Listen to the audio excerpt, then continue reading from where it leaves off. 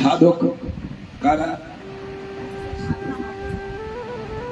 সাধ্য বস্তু পাওয়ার জন্য যে আচরণগুলো পালন করে সাধ্য বস্তু পাওয়ার চেষ্টা করে তারা সাধ্য বস্তুর দিকে লক্ষ্য রাখতে হবে, তারপরে সাধন করতে হবে। সাধন করে গেল সাধ্য বস্তুর দিকে যদি লক্ষ্য না থাকে তো বেকার।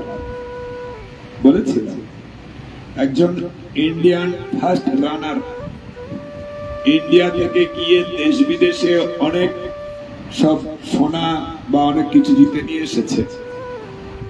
তো ওনার বাড়িতে একবার চোর পড়ে।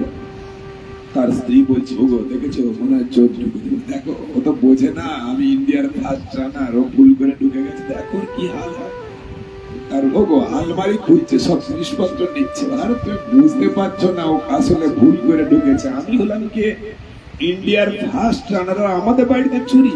তাহলে ওকে নিয়ে বেঁধে সব চলে যাচ্ছে। উনি তখন কথা, তুমি কেমনি চিন্তা করো না, খালি ভাবো ওর যে কি হাল হবে। আমি ইন্ডিয়ার ফার্স্ট রানার, ওর না জেনে ঢুকে পড়েছে। তারপরে বুট পরে, তারপরে তার রানের সব ড্রেস পরে যখন রাস্তায় ছুটছে, একজন জিজ্ঞাসা করছে, কি দাদা কাছাকাছি কোনো প্রতিযোগিতা আছে নাকি কয়েকদিনের মধ্যে, তাই দৌড়াচ্ছে? বলছে, আরে ভাই দেখো আমি কিনা ইন্ডিয়ার ফার্স্ট রানার, আমাদের বাড়িতে চোর। বলছে, চোর কোথায়? বা তাকে 2 মিনিট আগে ওভারটেক করে চলে এসেছি। কথা বুঝতে পেরেছেন?